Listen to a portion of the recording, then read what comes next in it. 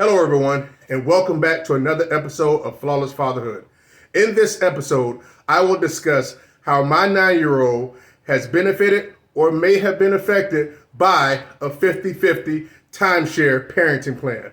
I hope you get value from the video, and if you do, remember, support the channel. Let's get into it.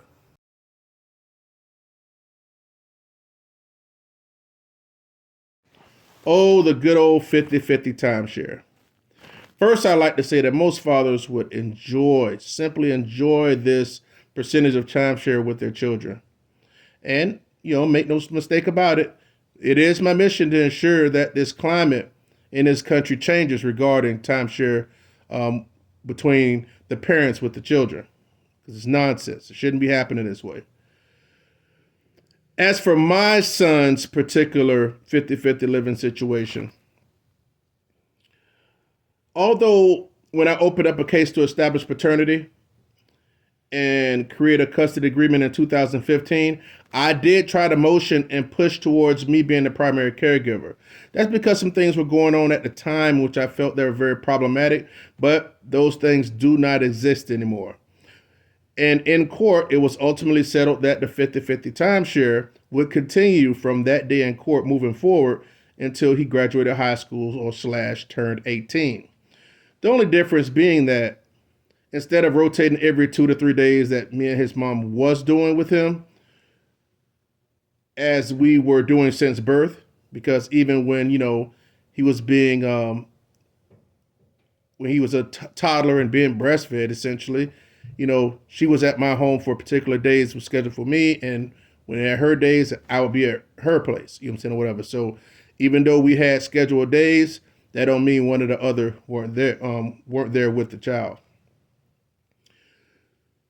But that was then, and this is now.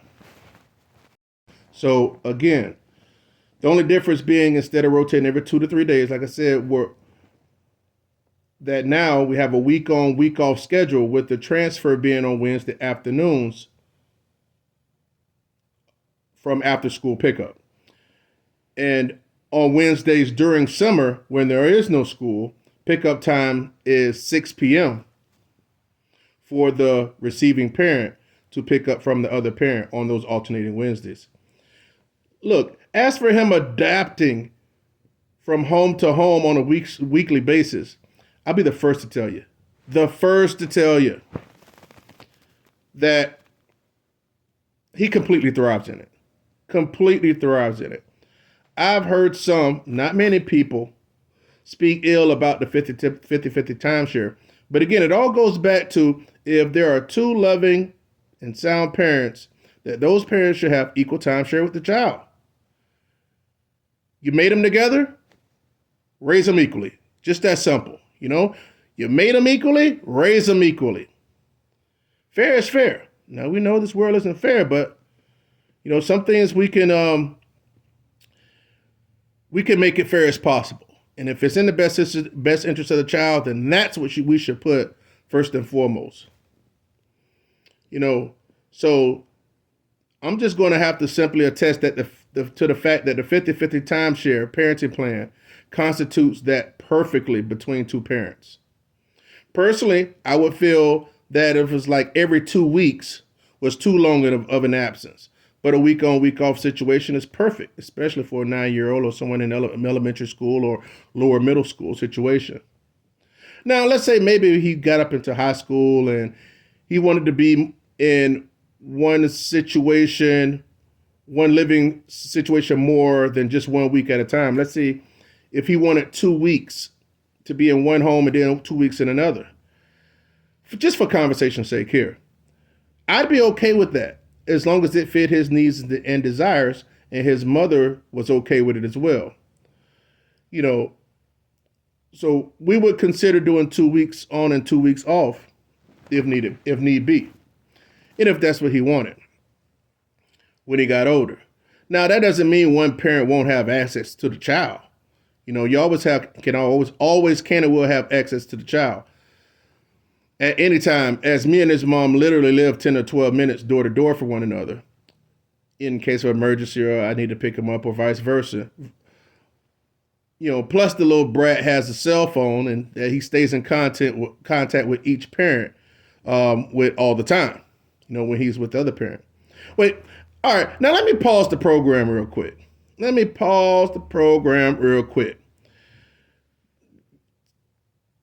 tell me if I'm lying. Tell me if I'm lying. These kids have it so good having cell phones at the ripe young ages of 7, 8, 9, 10 years old. Man, we would have never had that at our age, would we? My, have times changed. These kids are so freaking lucky. Okay, let's get back into it. Here's what's vital, and I can't say this enough. It's very important that two parents totally have gotten over what issues that led to the failed relationship. Period, point blank. Okay, period, point freaking blank. I mean, get the hell over it, will you? One or either both people probably did each other a favor. I know currently I haven't been happier in my life. Okay? And hopefully she feels the same way.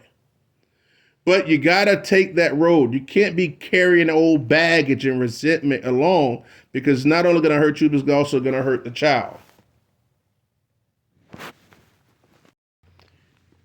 Because if all of those issues are truly in the past, that means 100% of the parents' efforts will solely be about the best interest of the child.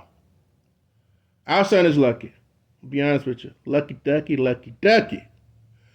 It's not a knock on her. I don't want her and she doesn't want me. And we both have, relationships with other, with other people, since our relationship ended, so this is critical. And I can't express that enough. We are very good co-parents, and we put him first and foremost among everything. So, yeah, I can't express that enough. There needs to be no bitterness on either side, so that emotional environment will allow the kid or children to thrive like no other. But if that child feels or hears resentment from one side or the other, trust me, it's going to make for a stressful situation, and that will be a detriment to the child, a major detriment. I can honestly say that doesn't happen with our 9-year-old. He understands that his mother and father wants the best for him. He also has a supporting extended family on both sides. Take, for instance, if my mom, because she does this, fairly frequently, my mom, which is my son's grandmother, one of my son's grandmothers, wanted to access him for, let's say, a birthday party on a Saturday, or she wanted to gather with her grandchildren on a Saturday when he was scheduled with his mom. My mother would not call me. She would call my son's mom, because she has her number. Wouldn't contact me, she would contact her and ask her for his availability for that day. And I must say, my mom has no problem asking for that, and it works out fine. Either my mom will go over there and pick him up, or either my son's mom will drop him off over to my mother's place. And vice versa, if it pertains to her family wanting to access our son when I have him. Let's discuss schooling real quick. As it pertains to schooling, if I hear something from school, the teacher or the school, I'll make sure that she heard it. And vice versa. But that's usually not a problem, though, because both of us are linked into the school's automated telephone calls, and our cell phones are on record with the school.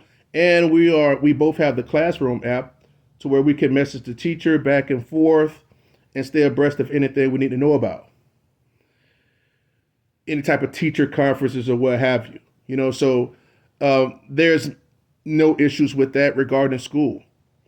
Take for instance, there's a weekly folder that comes home every Thursday from my son's class. She would sign it. She would go through the folder and sign it. And after she went through the folder, and when on my Thursday, I go through the folder and look through it and see the work and everything, and I'd sign it, and it will go back to the teacher on Friday. Listen, I'm going to be honest with you. The 50-50 timeshare is like clockwork, smooth as butter. And as long as both parents put their best foot forward towards that child, that's the way it is. That's the way it is. I have no problems with it. I find a lot of these situations tend to not work because, again, some parents are still harboring anger or resentment against the other parent for the failed relationship, or maybe spent so much money in litigations and in the courts. Look, did I enjoy paying all that money to my attorney for that whole 15 months that dragged out? Because, that's what they do to us men, right? No, I didn't. I didn't enjoy it.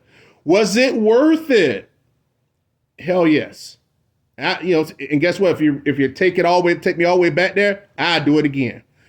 So you can always make more money, but it's difficult to make up the time that you've lost with your children. But let me tell you, the sooner parents let any type of ill will go and turn the chapter, the better. The sooner they turn the chapter, the better. Life is about seasons, not about one huge chapter. And let me also state that it's very easy with both co-parents as it pertains to requesting or exchanging dates with one another. Again, this isn't a perfect world. It's been a long time since I had any type of slight issue with something she may or may not have done with the timeshare, between the timeshare, as nothing's 100% perfect, right? But as it pertains to us exchanging days, let's see, if I wanted to go out of town and actually, and we want to exchange a couple of days, which it recently happened, I asked her about. And just as a couple months ago, she asked me, could we exchange a couple of days, swap, because she had something that she had going on. We exchanged the days, and that was it. And then, like I said, I came back a few weeks later because I have an engagement in late July, and we'll be swapping 2 days in that month. Look, it's all about communication. I've searched high and low to find a disadvantage of the 50-50 timeshare, but I couldn't do it. I couldn't finally, not in my son's situation. And if I was forced to, I'd just be being petty, as it truly doesn't mount up to anything. I truly endorse the 50-50 timeshare when two sound, loving parents are in the picture. I might even change my name to Mr. 50-50 on this Flawless Fatherhood platform. Because a 50-50 timeshare should be more of the norm than anything else in today's climate, especially nowadays in this world, that we live in. Listen, guys, I hope you enjoyed the video. I hope it was informative. And remember, you can always support by sharing and subscribing to the channel, sharing with others so they can get a different viewpoint on some things they may not know about. And getting others to subscribe as well. See you on the next episode, Flawless Fatherhood.